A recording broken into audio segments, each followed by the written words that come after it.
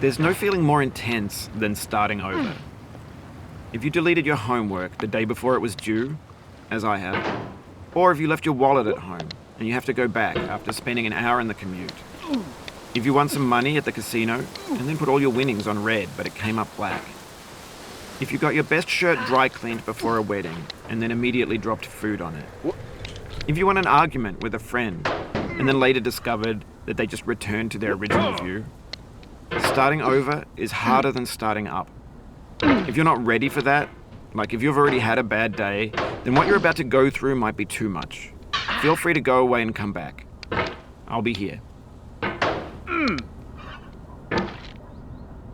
Alright, thanks for coming with me on this trip. I'll understand if you have to take a break at any point. Just find a safe place to stop and quit the game. And don't worry, I'll save your progress, always, even your mistakes. This game is a homage to a free game that came out in 2002, titled Sexy Hiking. The author of that game was Jazzuo, a mysterious Czech designer who was known at the time as the father of B games. And B games are rough assemblages of found objects. Designers slap them together very quickly and freely, and they're often too rough and unfriendly to gain much of a following. They're built more for the joy of building them than as polished products. In a certain way, Sexy Hiking is the perfect embodiment of a B game.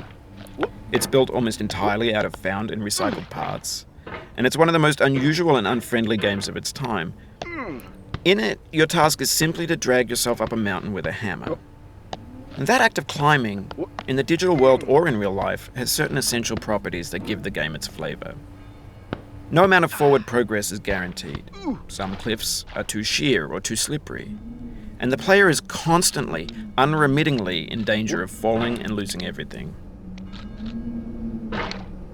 Anyway, when you start Sexy Hiking, you're standing next to this dead tree that blocks the way to the entire rest of the game. It might take you an hour to get over that tree, and a lot of people never got past it.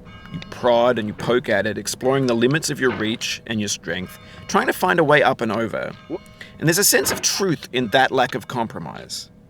Most obstacles in video game worlds are fake. You can be completely confident in your ability to get through them once you have the correct method or the correct equipment or just by spending enough time. In that sense, every pixelated obstacle in Sexy Hiking is real. The obstacles in Sexy Hiking are unyielding, and that makes the game uniquely frustrating. But I'm not sure Jazzuo intended to make a frustrating game. The frustration is just essential to the act of climbing, and it's authentic to the process of building a game about climbing. A funny thing happened to me as I was building this mountain.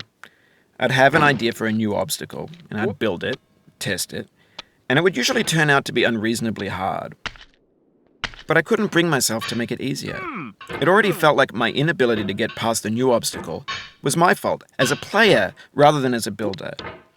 Imaginary mountains build themselves from our efforts to climb them, and it's our repeated attempts to reach the summit that turns those mountains into something real.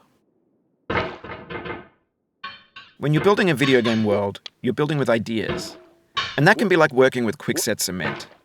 You mold your ideas into a certain shape that can be played with, and in the process of playing with them, they begin to harden and set until they're immutable, like rock. And at that point, you can't change the world. Not without breaking it into pieces and starting fresh with new ideas.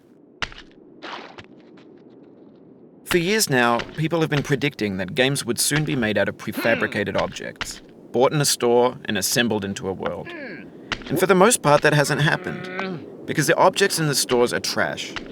I don't mean they look bad or that they're badly made, although a lot of them are. I mean they're trash in the way that food becomes trash as soon as you put it in the sink. Things are made to be consumed and used in a certain context, and once the moment is gone, they transform into garbage.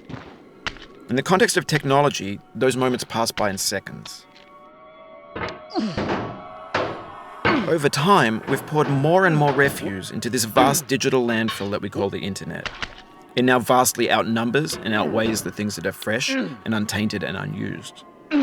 When everything around us is cultural trash, trash becomes the new medium, the lingua franca of the digital age. And you can build culture out of trash. But only trash culture. B games, B movies, B music, B philosophy. Maybe this is what digital culture is. A monstrous mountain of trash, the ash heap of creativity's fountain. A landfill with everything we ever thought of in it. Grand, infinite, and unsorted. There's 3D models of breakfast, Gen X's fanfic novels, Scan magazines, green screen Shia LaBeouf, banned snuff scenes on LiveLeak. Facebook's got lifelike bots with unbranded adverts and candid shots of Kanye and Taylor Swift mashups, car crash epic failed GIFs, Russian dashcam vids, discussions of McRibs, discarded, forgotten, unrecycled, muddled, rotten, untitled. Everything's fresh for about 6 seconds, until some newer thing beckons, and we hit refresh. And there's years of persevering disappearing into the pile, out of style, out of sight. In this context, it's tempting to make friendly content that's gentle, that lets you churn through it but not earn it. Why make something demanding if it just gets piled up in the landfill, filed in with the bland things? When games were new, they wanted a lot from you. Daunting you, taunting you, resetting and delaying you. Players played stoically. Now everyone's turned off by that.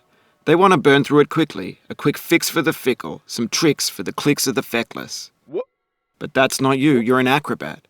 You could swallow a baseball bat.